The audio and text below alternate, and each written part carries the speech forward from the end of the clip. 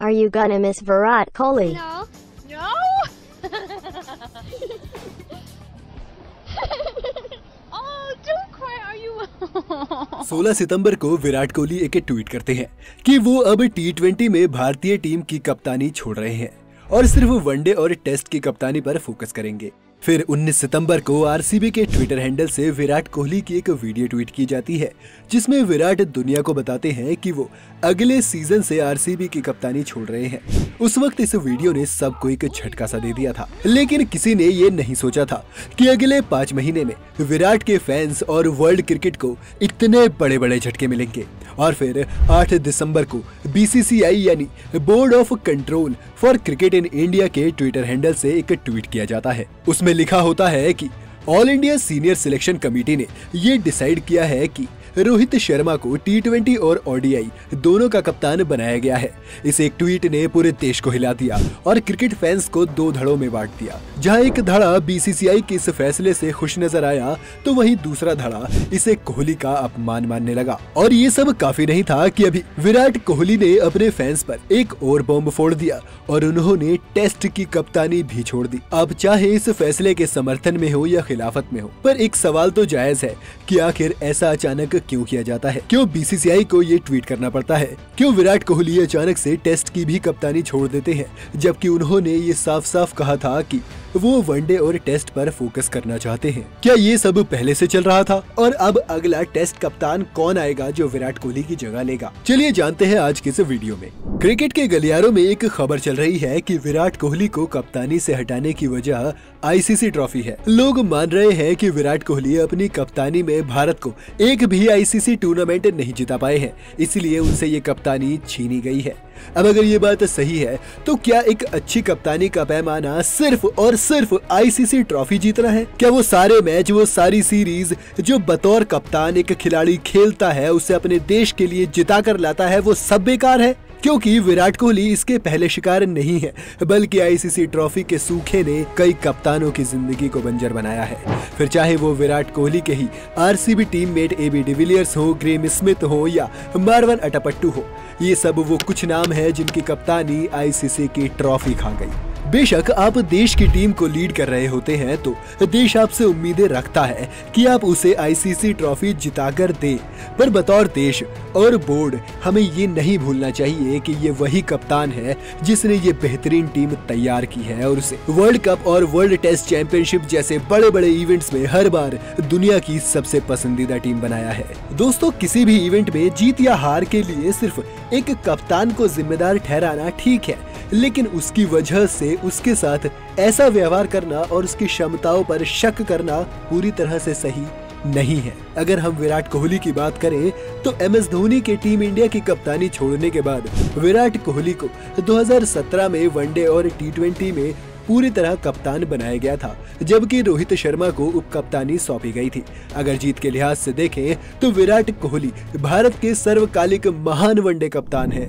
विराट की कप्तानी में टीम इंडिया ने 95 में से 65 मैच जीते हैं और उनका जीत परसेंट 68% से ज्यादा रहा है। भारत ने विराट कोहली की अगुवाई में 19 में से 15 बाइलेटरल सीरीज जीती हैं। उन्हीं की कप्तानी में टीम इंडिया ने Australia, south Africa, New Zealand, West Indies, Sri Lanka में जाकर सीरीज जीती। इन आंकड़ों से साफ है कि विराट कोहली का बतौर कप्तान क्या कर रहा है।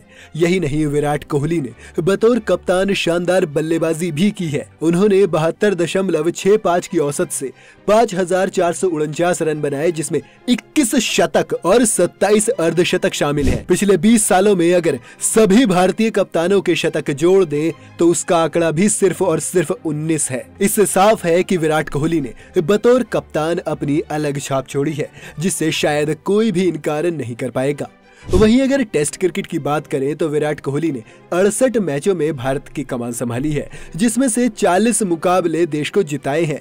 यह आंकड़ा न सिर्फ किसी भी भारतीय कप्तान से बेहतर है, बल्कि इतना विनिंग परसेंटेज एशिया में किसी भी कप्तान का नहीं है और इसी के साथ वो दुनिया के चौथे सबसे सफल कप्तान रहे हैं। विराट कोहली की ही कप्तानी में टीम इंडिया ने घर में 11 टेस्ट सीरीज खेली है, जिसमें सभी 11 की 11 सीरीज भारत ने अपने नाम की है। ये भारतीय टीम विराट कोहली की ही बनाई हुई है, जो अपने रिजर्व में रखे हुए खिलाड़ियों को भी खिलाकर फुल स्ट्रेंथ ऑस्ट्रेलिया जैसी टीम को ऑस्ट्रेलिया में हरा कर सीरीज जीत लेती है। ये वही विराट कोहली हैं जिन्होंने आज भारतीयों को ऐसा बना दिया है कि हम दुनिया के अलग अलग देशों में जाकर उनकी आंखों में आंख डालकर उन्हें उन्हीं के घर में हराते हैं। उन्होंने कप्तान के तौर पर 113 पारियों में 54.80 के एवरेज से 5,864 रन बनाए हैं।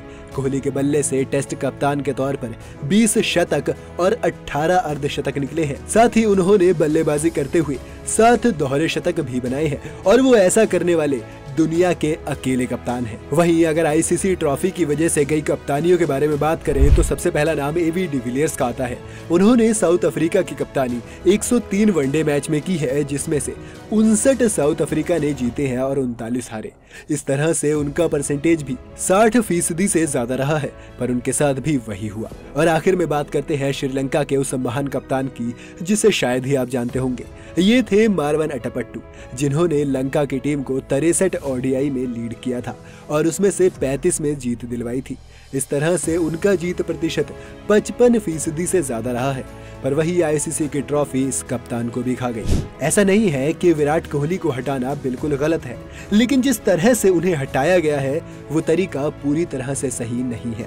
आप खुद ये सोचिए कि दुनिया के वनडे के महान कप्तानों में से एक रिकी पॉन्टिंग के वनडे में कप्तान के तौर पर सबसे ज्यादा शतक है और विराट कोहली उनसे सिर्फ एक ही शतक पीछे थे। अगर उन्हें थोड़ा सा मौका और दिया जाता तो दुनिया के सामने भारत के नाम क्रिकेट का एक और रिकॉर्ड हो जाता। और अगर कुछ ऊपर नीचे हो भी जाता तो बोर्ड को ये नहीं भूलना चाहिए था कि T20 की कप्तानी से खुद कोहली ने ही रिजाइन दिया था। वहीं टेस्ट में भले ही उन्होंने खुद रिजाइन किया है, पर सामने आ रही बातों से तो यही कुछ लगता है कि जो हुआ है वो सही नहीं है और कुछ तो है जो सही बीसीसीआई के अंदर भी शायद नहीं चल रहा है। क्योंकि अगर उनके दिमाग में ये पहले से होता तो इस खबर से खुद रोहित शर्मा और सुरेश रैना शॉक्ड नहीं होते।